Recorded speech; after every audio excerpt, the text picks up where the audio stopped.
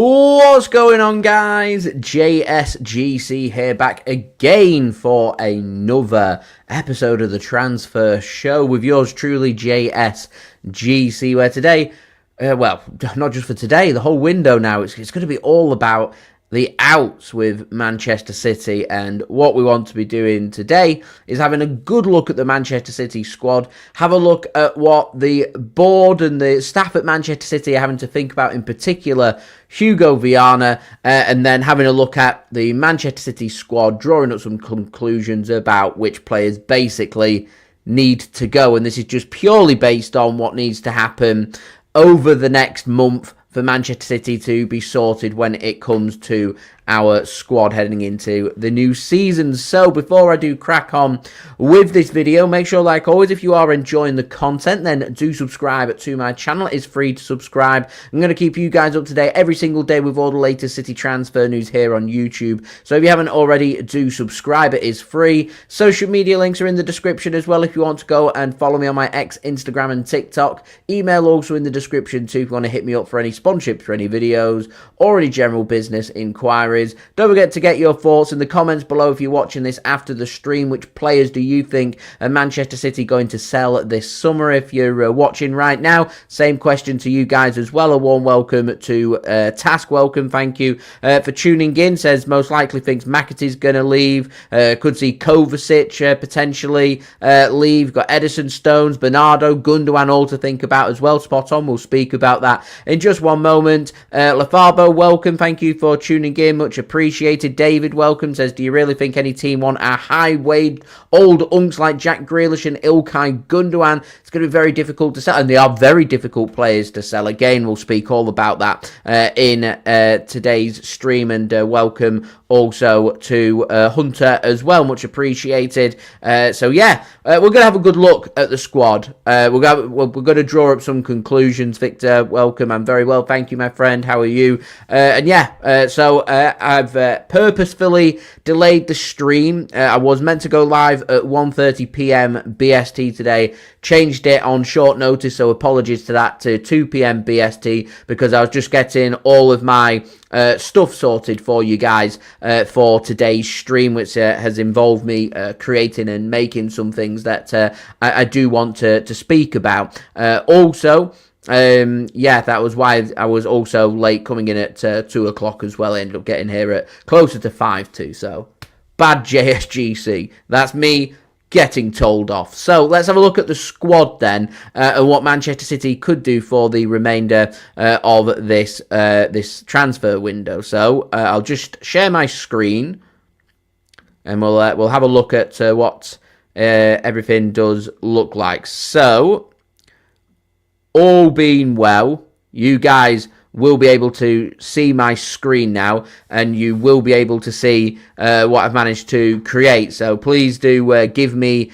a nod that you can all see everything that I have managed to share. Yes, I've done it on a Word document, but this has allowed me to make things pretty crystal clear. So what we're looking at here is Manchester City's current squad. As you can see, all players, if we don't do any sales between now and the end of this transfer window, we're going to have a bit of a sticky problem, because we're going to have a full squad size of 34 players, and that's what Manchester City and Pep Guardiola have available to them. And to be honest, I imagine Pep Guardiola probably feels incredibly overwhelmed. He's used to working with squad sizes of around 22 or 23 players, so having here a squad of 34 is a lot of players, and we've got a lot of business to do in terms of our outgoings, because we're allowed, as you can see here, I've written up the rules. In the Premier League, we're allowed a 25-man squad. So we're going to have to trim this squad by 9 players,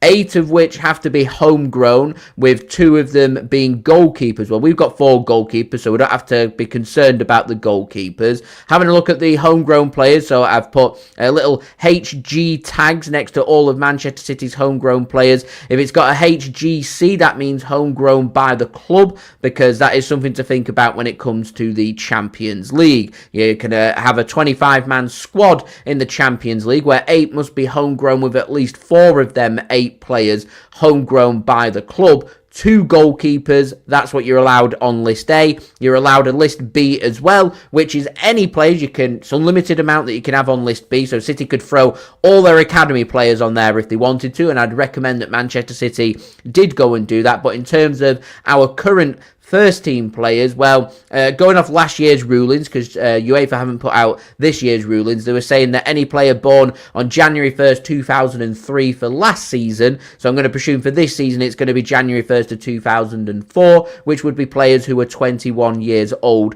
or younger, but then players do have to be at the club for at least 2 years or longer. So as far as I'm aware of Man City's squad, the only players that are aged 21 or under who have been at Manchester City for 2 years or more are Rico Lewis and Nico O'Reilly. So they won't need to be included on Manchester City's list A. They can go on to list B. So to try and make things more simple, I've segregated the Manchester City squad into non-homegrown players, homegrown players, and homegrown players by the club. And it's this squad here that we're going to look at is where Manchester City are going to have to sort their player sales, because this 22 players here needs trimming to 17. So we need to get rid of at least 5 players off this list. And Manchester City allowed 8 players who are homegrown. Currently we've got 12, with 7 of which homegrown by Manchester City. So we do have some allowance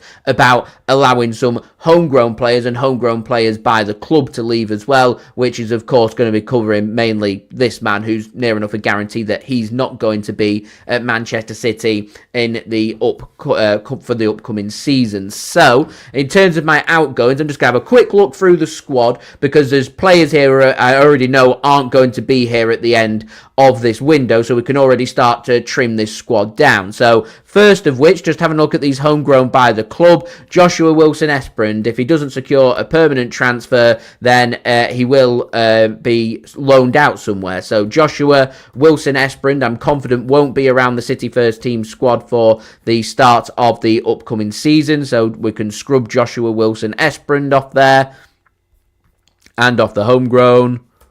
And just having a look elsewhere onto the squad as well, I'm fairly confident that James McAtee is also going to be sold. Manchester City already rejected a bid this week of £25 million from Nottingham Forest. Bayer Leverkusen have also withdrawn their interest in James McAtee, and I do imagine that Nottingham Forest will come back in for another crack at James McAtee. So we'll eliminate James McAtee off that list, and I think that list of 5 homegrown players by the club are going to be the players who are going to be the ones for homegrown by the club for the upcoming season. So we're looking here at these 5 players right there. Sorry, I'm just doing that so it's crystal clear for you guys. So we do have the potential of Rico Lewis going over to the B squad. We've got 4 players who are covered. So in terms of homegrown players by the club, we're absolutely fine, because we brought in James Trafford. That signing made sense, in particular with him going to be City's backup goalkeeper for the upcoming season. Nico O'Reilly, Phil Foden, and also Oscar Bob. Nico O'Reilly closing in on signing a new contract as well, so it does mean Joshua Wilson-Esperand would be leaving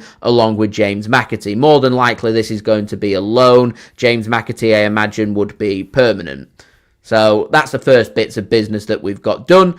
James Trafford, Bettinelli aren't going anywhere. Rico Lewis isn't going to go anywhere. It's been confirmed that John Stones is going nowhere, along with Nathan Ake.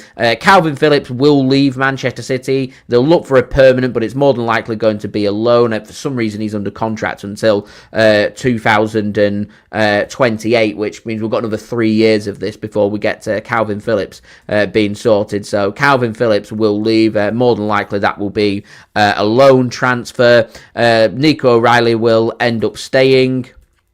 Jack Grealish, I reckon we already know he's gonna leave. He's been told to find a new club, so he will leave as well. So we'll throw Jack Grealish on here again.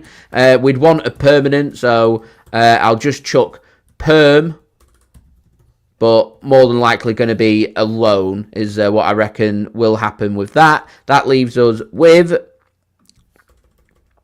our squad trimmed right down, And all of a sudden now, we're perfectly fine when it comes to homegrown and non-homegrown players. There is, as I've said before, the potential of more homegrown players being added on. So we could have number 9 if we wanted to really push for it and make it happen. If we wanted to bring Tino Livramento in, we could throw Tino Livramento onto here, because he'd be a homegrown player, so he'd go there. But it does mean that if we had 9 homegrown players, then obviously a squad size of 25 means that we're allowed 16 non-homegrown players rather than 17 that we're going to more than likely maximise. So Tino Livramento, not going to happen for this window, it doesn't look like. So in terms of our homegrown players, I'm fairly confident that that's the list that we're going to be looking at.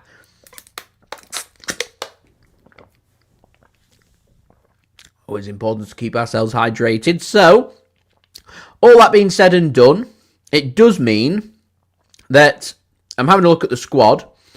These B squads, I'd recommend Man City maximise that B squad. So, it's up to Man City whether they want to put Rico Lewis and Nico O'Reilly into the B squad or not. They don't have to. They could maximise their Champions League squad. If they do put them onto the B squad, Man City would have 6 homegrown players. As I said, there is the space for more homegrown players to be brought in. We could bring in potentially 2 more if we wanted to. I don't think we're going to do that. Because of that, it does mean that Man City, when it comes to the Champions League registrations, will leave 2 spaces open, because Rico Lewis and Nico O'Reilly will go into the B squad, and we could register, rather than a squad of 25, a squad of 23 with 6 homegrown players rather than 8, and 2 gaps left free. So we meet that threshold with obviously 2 homegrown slots not filled. We have to trim 2 off our Champions League registrations. Now, this is where it's going to get a bit complicated for Manchester City, because Cody Husinov and Savinho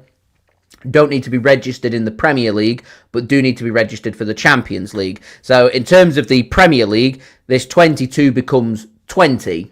And we would need to trim 3 players off this list rather than 5. Now, if Manchester City sell 3 players off this list here rather than 5, it does mean that we would have to not register at least a couple more players. Now, last year it ended up being City going 1 over, and Vita Hayes couldn't be registered. So it's looking like that's not going to be the case here. I'm just looking at this squad. Stefan Ortega is going to leave. So, Man City are allowed 2 goalkeepers. The goalkeepers would be the non-homegrown Edison, along with homegrown James Trafford and Marcus Bettinelli. So, Stefan Ortega, I'm confident, will be leaving Manchester City in this transfer window. That will be a permanent sale, you would imagine. So, there's the first player off our list. We're still needing to trim 4 more players off the list. So we could continue to go through it. I don't think Mateus Nunes will leave. I don't think Manuel Akanji will leave. Cody Husinov's already been clarified today that he's going to be staying. Ruben Diaz is going to stay. Vita Hayes is closing in on a loan to Girona, so we can scrub him off the list as well. Whether we sit here and agree or disagree with that, Vita Hayes is going to be one of the players that's going to create some space for Manchester City's squad. He's going to go on loan to Girona.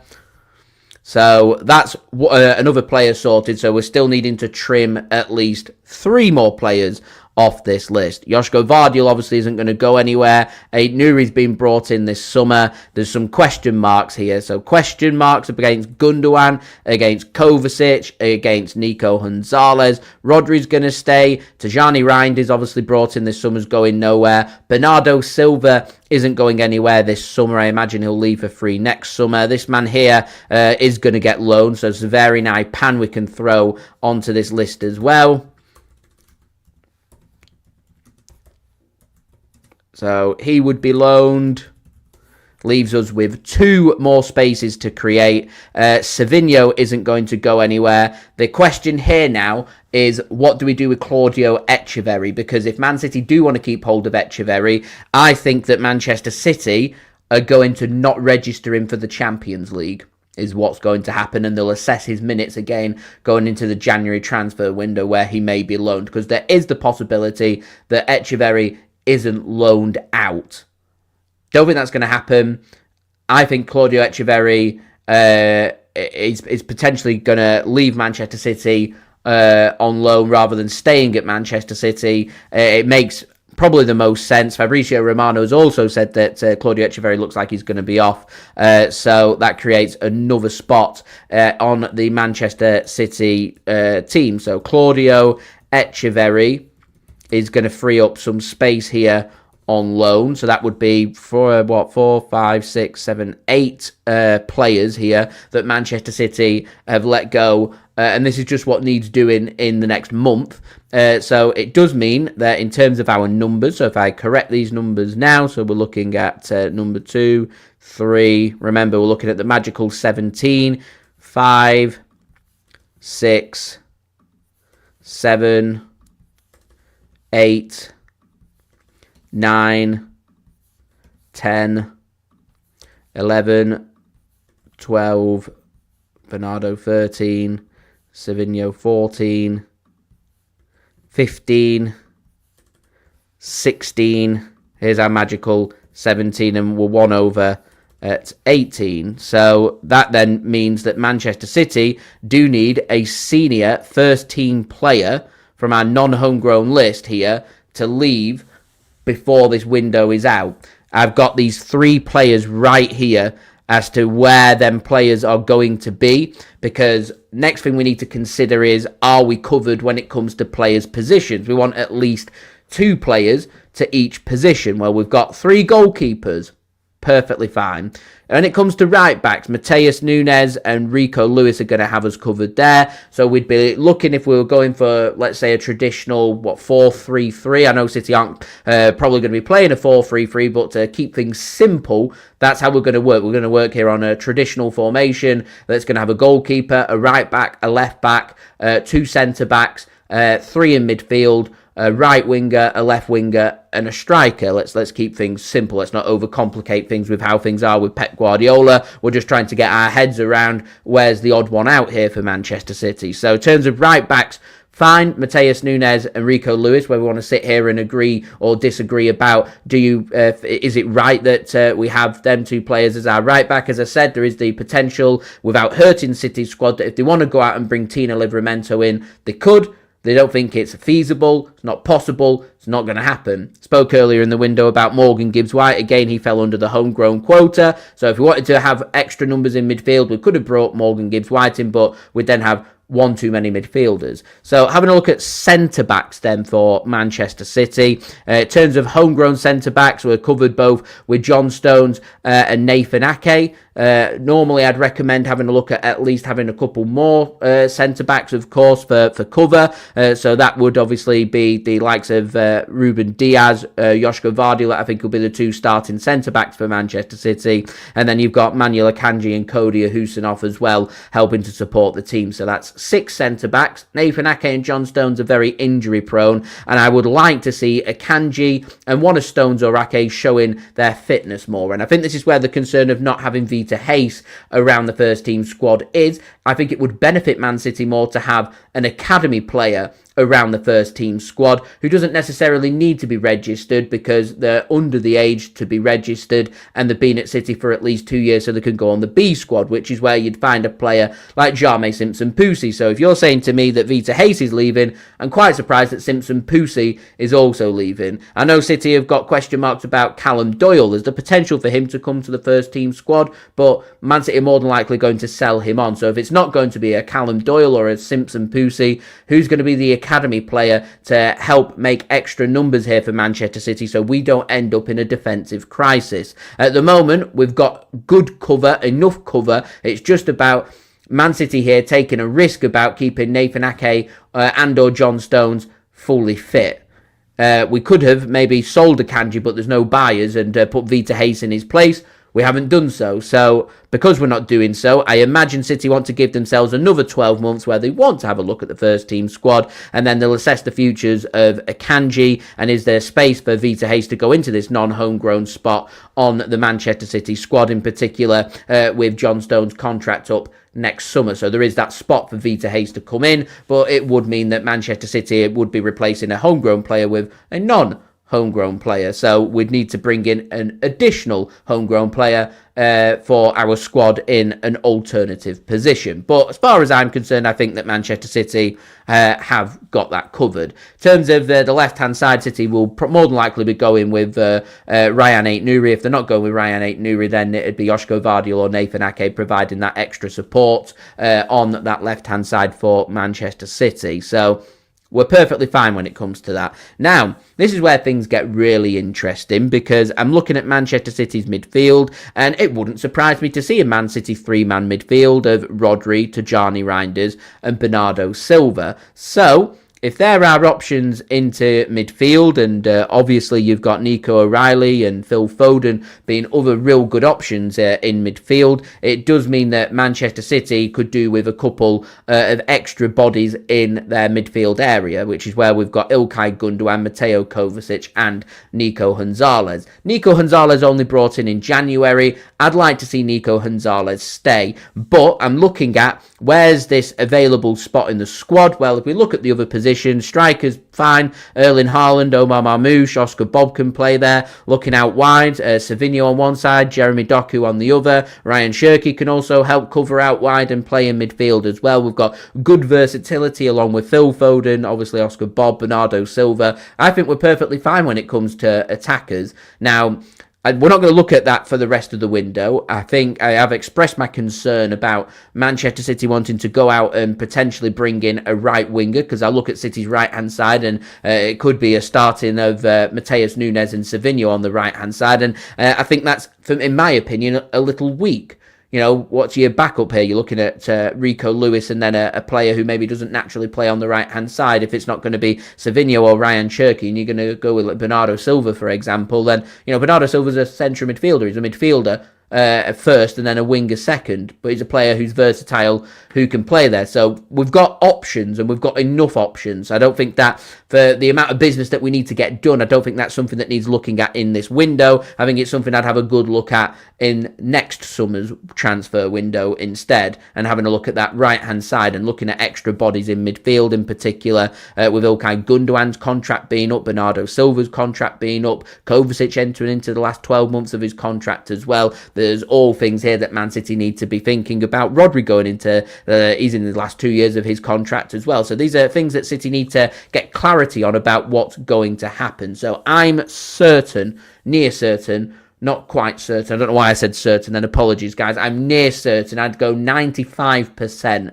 certain that Man City, when it comes to letting one of our first team squad players go, who isn't a youngster who's going to be loaned out, it's going to be one of these three players right here. Gundogan, Kovacic, or Nico Gonzalez. They're the players that have been linked with the exit door. It's complicated when it comes to Kovacic because he's still recovering from his injury. He's still a good 2 or 3 weeks away from being fully fit. So this is something that City may want to look at the end of the window, because I know that there was some interest when it came to when it came to Mateo Kovacic last summer from Saudi Arabia. So I think that's what we're looking at here when it comes to this. So I'd love to know your thoughts, guys. Then three players: Kovacic, Gundogan, Nico Gonzalez. One of them three players needs to leave Manchester City in this window is the situation we're looking at. So, yeah, I'd love to know your thoughts of that, guys. Please do let me know. Just having a look at the chat. Just wanted to welcome some more people tuning in. Victor, welcome. Thank you for tuning in. Much appreciated. Joris getting Gundogan in there. So, there we go. Welcome, Joris. Thanks for tuning in. Joe, welcome. Thank you for tuning in as well. Wanted to see some of the old guard being worked out. English Dawn, welcome. Thank you for tuning in. Much appreciated. Also, welcome, Augustine. Thank you for tuning in. Much appreciated. David, welcome. Thank you for tuning in. Alan, I'm very well. Thank you, bro. How are you? Thank you for tuning in as well. Thank you very much, D. Much appreciated. Appreciate the feedback there as well.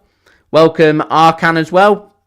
I reckon Stones, Ederson. There's a few people putting Ederson out there. What do we do in terms of the goalkeeping situation? I think this game is just something to look at for next summer rather than this summer. There's so much that needs to be done that I'm not sure I would go down that route, but here we are.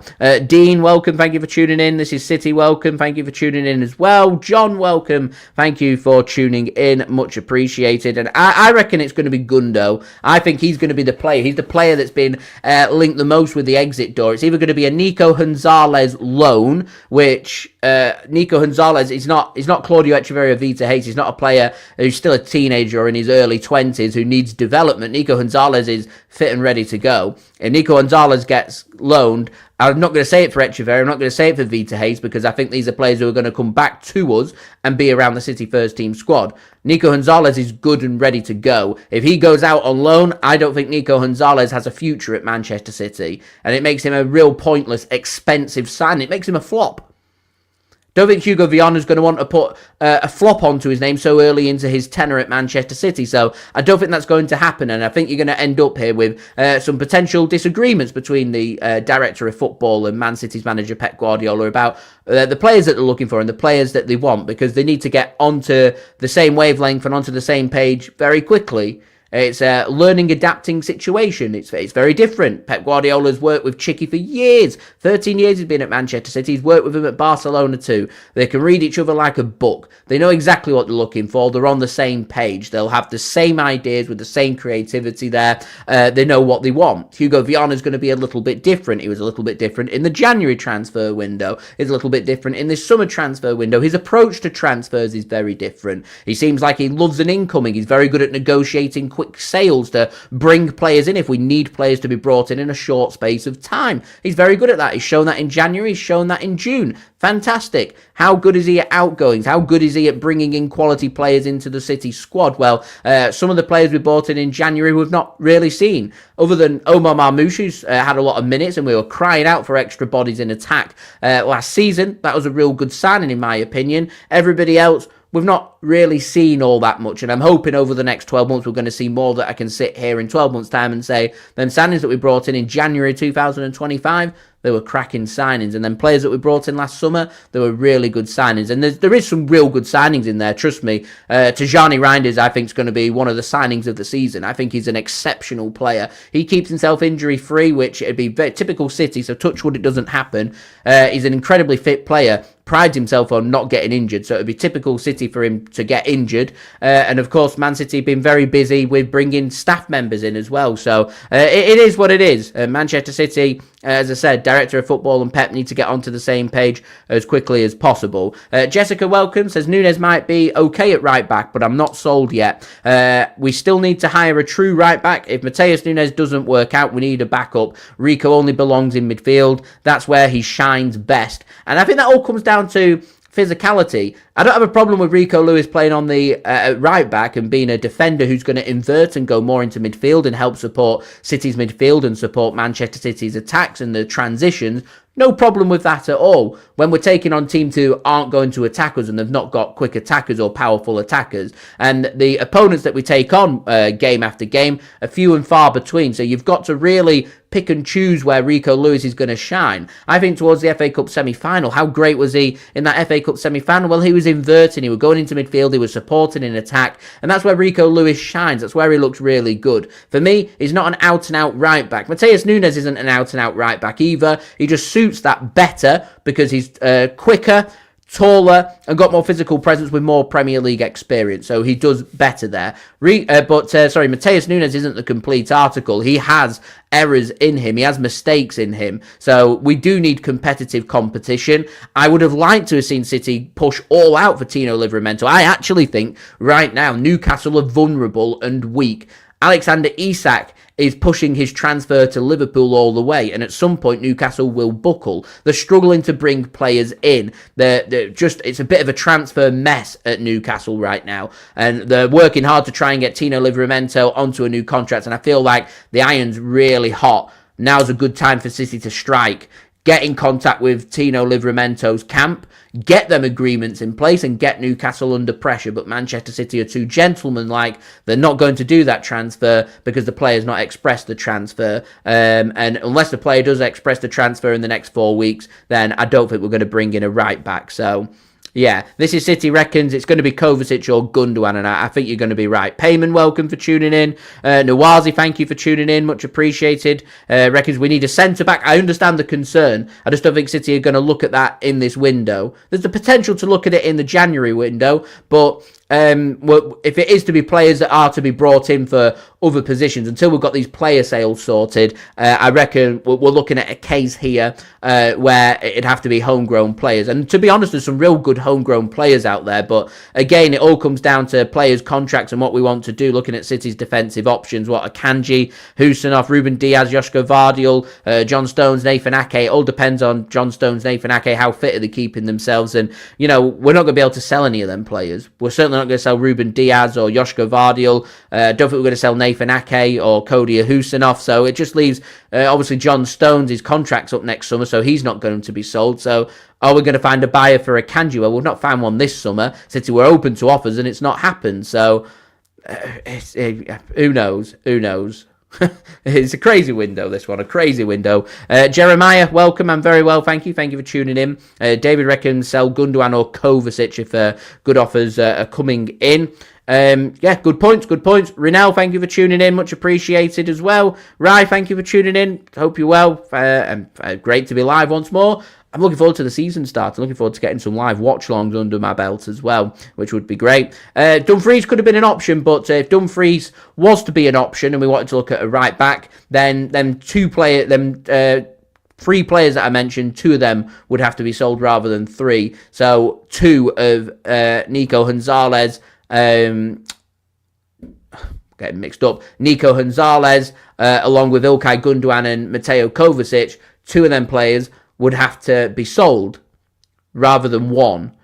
It's easier to get 1 sorted than it is to get 2 sorted. So if City are to be active again in this window, if it's not going to be a homegrown player, then it's going to have to wait until right to the death of this window. And I'd be surprised if City do any more incomings in this window, but we will see. We'll see. Welcome, Aravind. Yeah, good point. Very good point. Mohammed, welcome. Thank you for tuning in as well. Welcome, Mana Vajit as well. Much appreciated. Do hope you are well.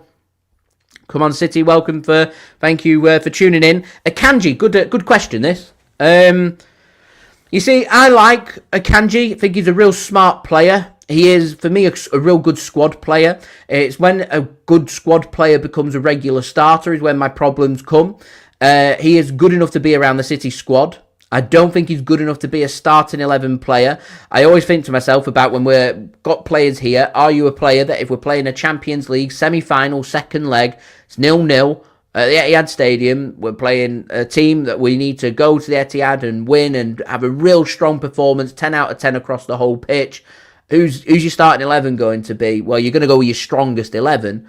And for me, the strongest 11 isn't made up of Manuel Akanji. My 2 starting centre-backs for me, depending on who we're taking on, would probably be Ruben Diaz and Joshko Vardiol. If I'm looking for a bit of pace, I'd give the nod to Cody Husanov. And I think, for me, my biggest defensive problem that I have is Akanji gets a lot of minutes, and he takes away the minutes of Vita Hayes and of Cody Husanov. And I want the future. I want to see. I know for, he's got 2 years left on his contract, so Akanji's not going to be at Man City in the next 2 years. Whereas, Vita Hayes and Cody Husanov more than likely will still be at Manchester City if it works out and it goes well for them. So they're the future.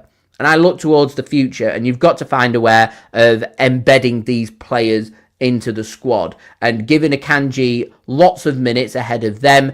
Derails their development so much so that we're looking at loans for Vita Hayes, and Husanov had been linked with a loan before today where it turns out that he's not going to be loaned out and he's going to stay around the City first team squad. That these minutes are crucial for these young players, and we're just not finding a way for these players to get minutes. It's the same with other players that we've got around the squad as well. We're looking at the likes of Oscar Bob, I'd chuck in Rico Lewis, James Trafford. We've got to get these young players getting lots of regular minutes. We did a good job with the likes of Savinho getting loads of minutes, and we need to find a way for other players to be getting them regular minutes as well. So it's all about squad management, and I think that's just something that City could improve on. Teal, I've heard that Spence is close to signing a new contract at Spurs, so I think that's going to be a non-starter for me.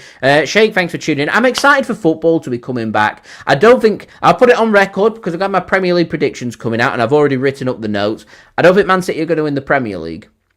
I think we're going to have another very, not so much a struggling season, but another season of transition. I don't think I think we'll be okay in our league finish. I don't think we'll be struggling to make the Champions League.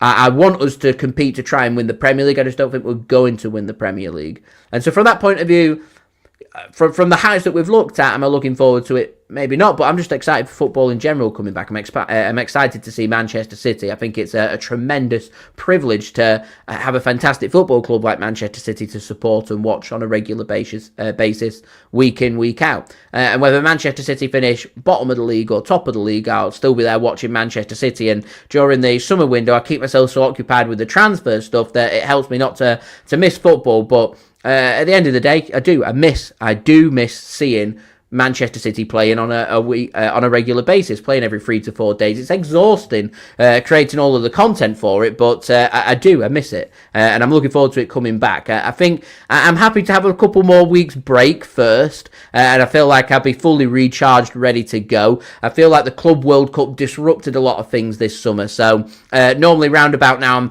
I'm itching, ready to go, but I feel like I've still got another 2 or 3 weeks worth of a break in me before we hit into the start of the season, which of course for City starts in 3 weeks' time when we take on Wolverhampton Wanderers away from home. So in 2 weeks' time. It isn't too far away now. So we'll see. Teal, welcome. Thank you for tuning in. Much appreciated. Thomas Frank's a fantastic manager. I've spoken about him before. Tottenham have got themselves a real good manager there. Got a big job on his hands though. Sheikh, I'd be more than happy to do a stream if Martin wanted to do a stream with me. All he needs to do is send me a message, and I'm sure we could get something sorted. I will not be there. I will be at work. I work full time, so unfortunately don't have anywhere near as much spare time as what I would like. But here we are. Ryan, thank you for tuning in, much appreciated as well. And yes, Sheikh, we do have Palermo coming up. I'm not too sure if I'm going to be watching the game or not. We will see. I've not sorted out my schedule about how busy I'm going to be. There is the potential that I will be watching it, but we'll see. No, I work full time. I just do this as a hobby. I just sit here for fun. And we do have fun, trust me.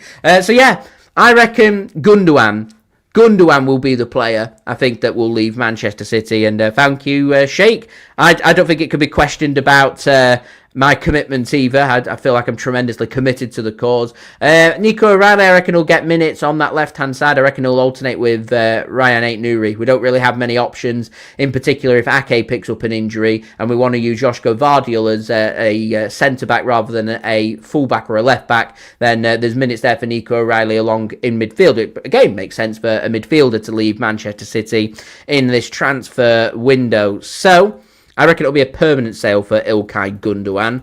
And yeah, so Manchester City, for me, we're going to end up seeing as many as 9 players leave before the end of this window. So I'm going Joshua Wilson-Esperand, who, according to the City website, is a first-team Manchester City player. I reckon he'll leave either on loan or a permanent basis. James McAtee will leave on a permanent basis. Calvin Phillips will leave, more than likely on loan. Jack Grealish will leave. I'd like a permanent transfer, but I think that'll be on loan as well. Stefan Ortega-Moreno will leave. I think that'll be a permanent transfer. We'll see Vita Hayes head out on loan. Severi Naipan head out on loan. Claudio Echeverri head out on loan. And I reckon it'll be Ilkay Gundogan that will be the player that leaves Manchester City. But again, could be Kovacic. It could well be Nico Gonzalez, and depending on what the business City want to get done, if they want to bring in more non-homegrown players, then more first-team non-homegrown players will need to leave. That's the basis that we're looking at. But if we do want to keep other players around, then we've obviously got to be looking for more sales or not registering players, which we don't want to do. Pep Guardiola's already said that he doesn't like doing it, leaving players at home. So I can't see us going down that avenue. So if there is to be any more incomings, then more than likely it would be a homegrown player. I follow Jordan on Instagram, and he seems absolutely fine. Seemed perfectly healthy and fine. I think it was his birthday the other day, so happy birthday to Jordan. He seems perfectly fine. I'm not too sure what's going on with City Extra's YouTube channel. I kind of miss their streams and everything that they've been doing, but maybe they've just been focusing on other social platforms and stuff. I'm not too sure. Had some good conversations in the past and done some good work with Jordan from City Extra and with Freddie as well, who sort stuff with City Extra. So I'm sure they're perfectly fine. Obviously, you had Lewis used to work there as well, now doing his own thing and doing some cracking stuff on the It's LB channel too. So yeah, all good to see in the City community. So that has been today's stream, guys. Thank you so much for watching. I do hope you are safe and well. Have a fantastic weekend. We'll be back with another live stream next weekend with another episode of the Transfer Show. Who knows what the next week's got in store for Manchester City. What we do need to sort, though, is these outgoings. So we will see what will happen. So do leave a thumbs up. We're aiming, let's go 200 likes. Any help towards that will be much appreciated, guys. Also, don't forget as well to leave your thoughts in the comments below if you're watching this after the stream. A big shout out to all you guys that have tuned in here on today's live stream, making it a fantastic stream. No problem, shake at all. And come on, City, thank you very much for tuning in as well. Is much appreciated, guys. Also, don't forget as well to subscribe to my channel. It is free to subscribe. I'm going to keep you guys up to date every single day here on YouTube with all the latest City transfer news. So do subscribe if you haven't already. It is free. And social media links are in the description if you want to go and follow me on my X, Instagram, and TikTok. Email also in the description too if you want to hit me up for any sponsorships for any videos or any general business inquiries. Finally, last note, guys, I've already done my transfer update for today. It's the last video that was on my channel before this stream. So do go and check that out. That'd be much appreciated. And I'll see you all again tomorrow for the next City transfer update. So I've been JSGC. Thank you everyone for watching. Hope everyone is safe and well. Peace. Ciao for now.